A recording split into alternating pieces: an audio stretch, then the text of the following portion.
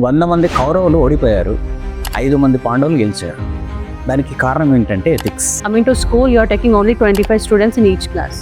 Akshaya College successfully giving the results and also maintaining proper discipline in each class. So we don't want to increase even one extra student in each class. But ఇప్పుడు శ్రీ అక్షయ విద్యాలయంలో up to 5th వరకు కూడా మీరు double టీచర్స్ని use చేస్తున్నారు. So 5th class వరకు basics స్ట్రాంగ్గా ఉండాలంటే strength తక్కువ ఉండాలి, టీచర్స్ ఎక్కువ ఉండాలి. నెక్స్ట్ ఇయర్ అప్గ్రేడ్ చేస్తారా లేదంటే 7th వరకే కంటిన్యూ చేస్తారా? నెక్స్ట్ అక్టోబర్ వరకు 10th క్లాస్ వరకు మాకు పర్మిషన్ వస్తుంది. Hello everyone.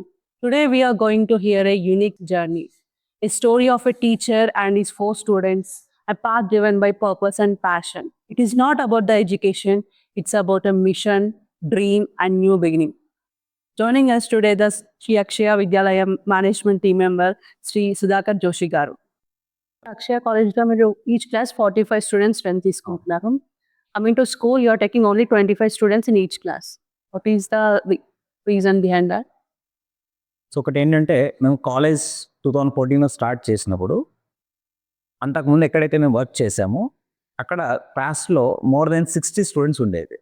అలా 60 స్టూడెంట్స్ ఉన్నప్పుడు మేము నోటీస్ చేసింది ఏంటంటే ఒక 40-45 స్టూడెంట్స్ని మేము ఈజీగా ప్రతి ఇండివిజువల్ని ఫోకస్ చేయగలుగుతుంది.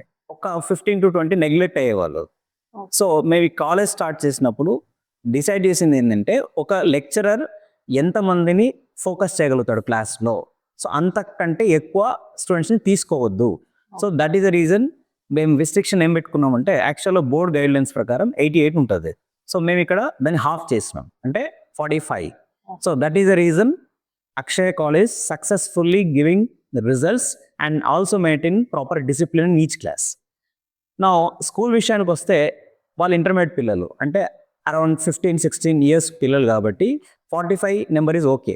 బట్ ఇక్కడికి వచ్చే వరకు ఆల్మోస్ట్ ఫ్రమ్ ద బిగినింగ్ అంటే 3 ఇయర్స్ నుంచి అప్రాక్సిమేట్గా 14 ఇయర్స్ మధ్యలో పిల్లలు ఉంటారు కాబట్టి వాళ్ళకంటే ఎక్కువ ఫోకస్ చేయాల్సిన అవసరం ఉంటుంది. కాబట్టి ఇక్కడ స్టేట్ బోర్డ్ ప్రకారం 40 స్టూడెంట్స్ని తీసుకోవచ్చు క్లాస్లో, బట్ మేము దాన్ని రిస్ట్రిక్ట్ చేసుకొని 25 స్టూడెంట్స్నే పెట్టడానికి కారణం ఏంటంటే every teacher can take individual concentration on all 25 students. అంతకంటే ఎక్కువ పెట్టినప్పుడు that is the best proportion generally as class should have. So అందుకే మేము 25 రిస్ట్రిక్షన్ పెట్టిన పర్పస్ ఏంటంటే ప్రతి ఇండివిజువల్ పైన ఫోకస్ ఉండాలి.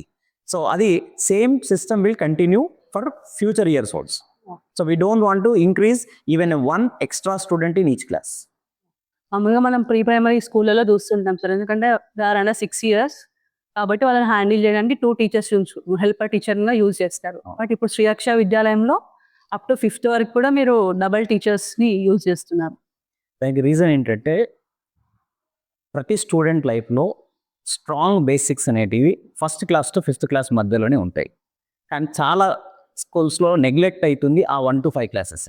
సో 1 to 5 క్లాసెస్లో కనుక ఫౌండేషన్ సరిగా లేకపోతే 6th నుంచి 12th క్లాస్ వరకు వాళ్ళు ఏదైతే చదువుతారో ప్రతి సబ్జెక్ట్లో they will face the problem.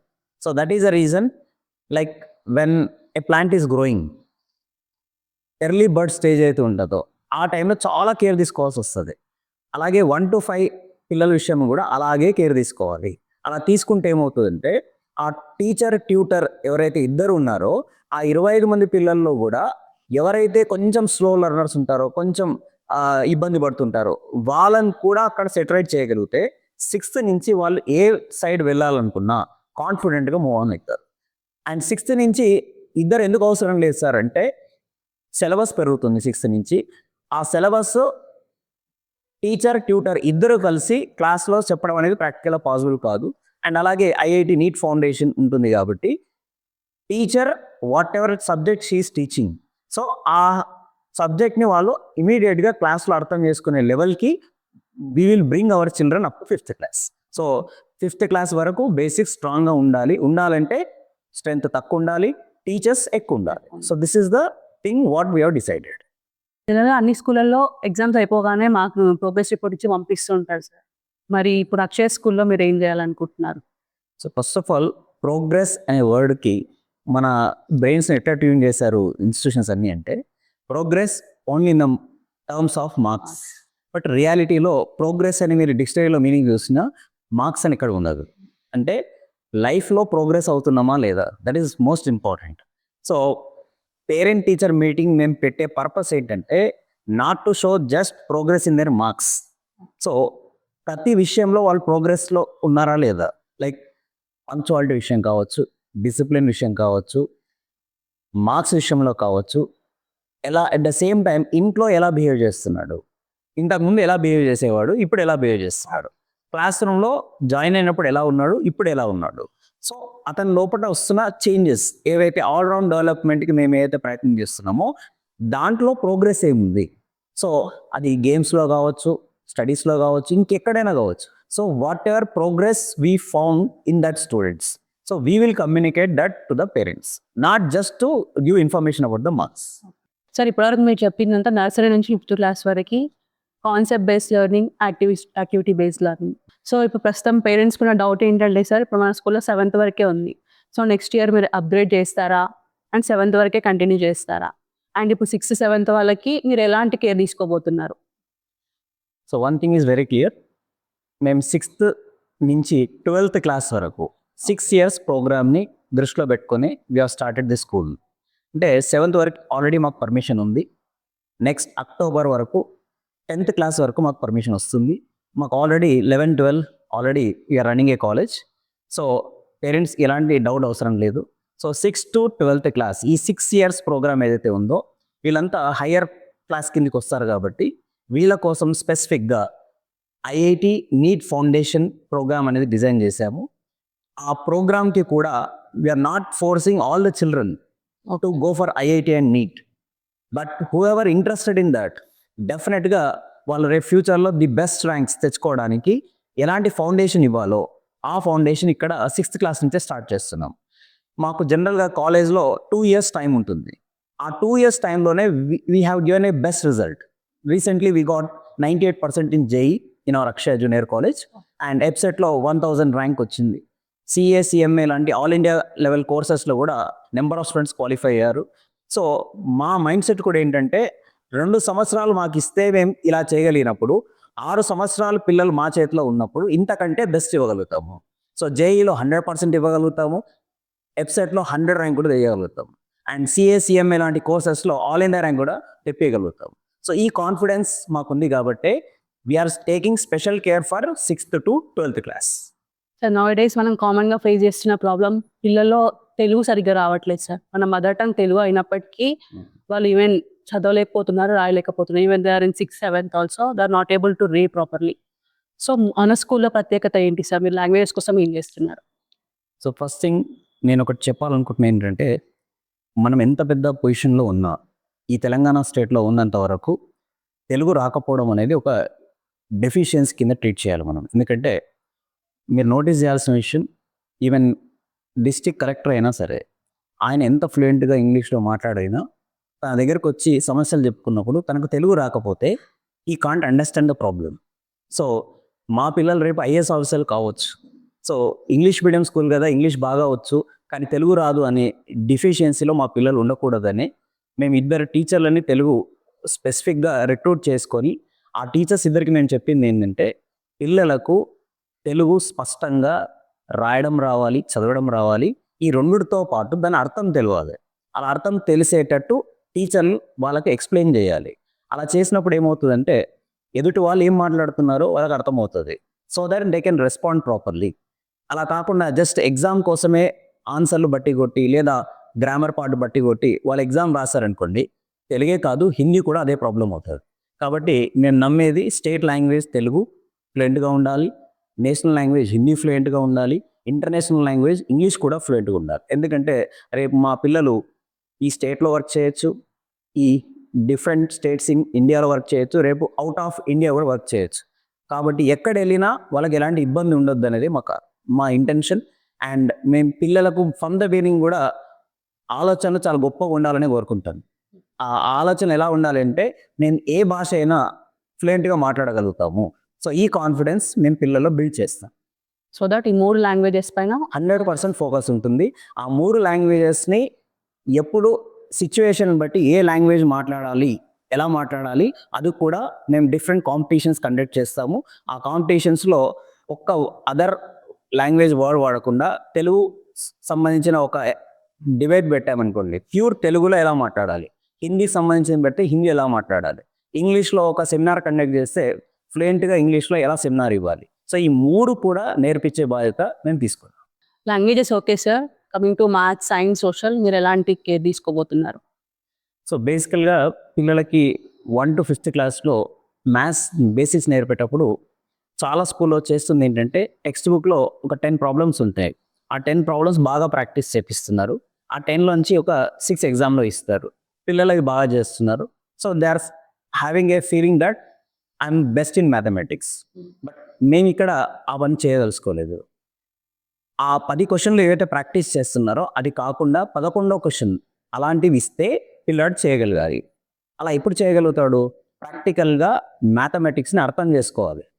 ఒక 100 రూపీస్ ఒక పిల్లాడికి ఇచ్చి, ఫస్ట్ క్లాస్ పిల్లాడికి ఇచ్చి, షాప్కి వెళ్ళి ఒక 80 రూపీస్ కొనుక్కున్న తర్వాత ఇంకెంత బ్యాలెన్స్ వస్తుంది అనే విషయం పిల్లాడికి అర్థమయ్యేటట్టు చెప్తే సబ్స్ట్రాక్షన్ వచ్చినట్టు. ఒక 100 రూపీస్కి ఇంకొక 50 రూపీస్ నేను ఇస్తాను, మొత్తం ఎంత అవుతుంది నీ దగ్గర అంటే చెప్పగలుగుతున్నాడు అంటే అడిషన్ వచ్చినట్టు. సో ఒక 100 రూపాయలు ఇచ్చి ఇది నలుగురికి ఈక్వల్గా షేర్ చెయ్యు అంటే 25 రూపీస్ అని చెప్పాడంటే డివిజన్ వచ్చినట్టు. So this is the way how we want to teach mathematics to students. Science అంటున్నారు. సైన్స్లో బాబు నీ హ్యూమన్ బాడీ కదా, నువ్వు దాని గురించి చదివావు కదా, అసలు నీ బాడీలో ఎన్ని కిడ్నీస్ ఉన్నాయని అడిగాను. Some students fail to answer. Some are saying 1. The thing is that వాళ్ళ కిడ్నీస్ 2 ఉంటాయనే విషయం కూడా తెలియకుండా వాళ్ళు ఆ క్లాస్లో కిడ్నీస్ టాపిక్ నేర్చుకున్న పిల్లలు ఉన్నారు. అండ్ హార్ట్ లెఫ్ట్ సైడ్ ఉందా రైట్ సైడ్ ఉందా అంటే they are thinking and some are saying in middle of the body heart will be located అని చెప్తున్నారు. సో ఇలాంటి సైన్స్ మేము చెప్పదలుచుకోలేదు. సో ప్రాక్టికల్గా పిల్లానికి హార్ట్ గురించి సైన్స్ టీచర్ చెప్పేటప్పుడు లెఫ్ట్ సైడ్ ఇక్కడ పెట్టి you can listen your heartbeat అని పిల్లానికి చెప్తే జీవితంలో హార్ట్ ఎక్కడ ఉంది అన్నప్పుడు మర్చిపోకుండా గుర్తుపెట్టుకొని చెప్తాడు. అండ్ బ్రెయిన్ ఎలా ఫంక్షన్ చేస్తుంది అంటే బ్రెయిన్ ఫంక్షనింగ్ ఏదైతే యాక్టివిటీ ఉంటుందో ఆ యాక్టివిటీ పిల్లలతో చేపిస్తే బ్రెయిన్ ఎలా పనిచేస్తుందో అర్థమవుతుంది. So this is the way how you want to teach to science to the students. And సోషల్లో చాలా మంచి మార్కులు వస్తున్నాయి. కానీ అసలు మన కంట్రీ పేరు ఏంటంటే తెలియని పిల్లలు ఉన్నారు. మన కంట్రీలో మనం ఏ స్టేట్లో ఉంటున్నామంటే తెలియని పిల్లలు ఉన్నారు. డిస్టిక్ ఏంటో తెలియదు, మండలం ఏంటో తెలియదు, విలేజ్ ఏంటో తెలియదు, వాడు ఉంటున్న కాలనీ ఏంటో తెలియదు. So then what is the need of learning world map, India map and state map? So the point is that పిల్లలు ఏది నేర్చుకున్నా వాళ్ళకి అర్థం కావాలి. సో బేసిక్స్ ఆ 1 to 5 క్లాసెస్లో ఏదైతే వాళ్ళు చదువుతున్నారో సర్పంచ్ అని చదివినప్పుడు విలేజ్లో సర్పంచ్ని ఒక్కసారి తీసుకెళ్ళి మాట్లాడిపిస్తే you will understand what a sarpanch will do. And this is what our mind set is. So ప్రతిదీ వాళ్ళకు లైవ్లో అర్థమయ్యే విధంగా ఎక్స్పెరిమెంట్ విధంగా మేము చెప్పాలనుకుంటున్నాం. సో మ్యాథ్స్, సైన్స్, సోషల్ ఈ 3 సబ్జెక్ట్స్ ఇంగ్లీష్లో కమ్యూనికేట్ చేసినప్పుడు వాళ్ళకు అర్థం కాకపోతే దాన్ని తెలుగులో, హిందీలో చెప్పడానికి కూడా మాకు ఎలాంటి అబ్జెక్షన్ లేదు. బికాస్ నార్త్ ఇండియాలో ఎక్కువ పిల్లలు సబ్జెక్టు కాన్సెప్ట్ పర్ఫెక్ట్గా నేర్చుకోవడానికి అది కూడా ఒక కారణం. ఎందుకంటే అక్కడ హిందీ మీడియం ఉంటుంది, ఇక్కడ మన దగ్గర తెలుగు మీడియం లేకపోవడం, ఉన్న దాన్ని మనం ఇంగ్లీష్లో కన్వర్ట్ చేసడం వల్ల ఇంగ్లీష్ చాలా ఇంపార్టెంట్, అది నేను కూడా చెప్తున్నాను. కానీ ఆ కాన్సెప్ట్ని ఇంగ్లీష్లో అర్థం చేసుకున్నప్పుడు ఆ కాన్సెప్ట్ను రియల్ లైఫ్లో అప్లై చేయలేవు. So that is the reason maths, science, social our teachers will teach fluently in English, but if any student is unable to understand వాళ్ళ లోకల్ లాంగ్వేజ్లో కూడా చెప్పించే బాధ్యత మాది. It's really good thoughts. ఎందుకంటే మన భాష మనం మాట్లాడితే కూడా ఇన్ఫీరియర్ ఫీల్ కావాల్సిన అవసరం లేదు కూడా నా ఒపీనియన్లో. ఈవెన్ కొన్ని స్కూల్ అలాగే ఉంది కాబట్టి వాళ్ళు అసలు నేర్చుకోలేకపోతున్నా వాళ్ళకి తెలిసింది కూడా భయపడతారు. ఎందుకంటే పిల్లలకి ఒక సమస్య వచ్చినప్పుడు వాళ్ళు వచ్చి మన దగ్గర కమ్యూనికేట్ చేసేటప్పుడు దాన్ని ఇంగ్లీష్లో ఎలా చెప్పాలో పిల్లాడికి తెలియనప్పుడు he don't say his problem to teacher, and without knowing the problem of that student a teacher cannot solve it. కాబట్టి నేను మా స్కూల్లో నా రూమ్లో, ప్రిన్సిపాల్ రూమ్లో పిల్లలకి అందరికీ నేను ఒక విషయం చాలా క్లారిటీగా చెప్పగలుగుతున్నా. వాళ్ళకి ఏదైనా ఇబ్బంది ఉంది వాళ్ళు వచ్చి నా నోటీస్కి తీసుకొస్తే దాన్ని 100% వాళ్ళు తెలుగులో చెప్పినా, హిందీలో చెప్పినా, ఇంగ్లీష్లో చెప్పినా I will understand their problem and I will discuss with the concerned teacher and I will solve it. And I don't restrict that they must and should speak only in English. I will make them to talk in fluency in English, but I don't force them. So this is what personally I will feel.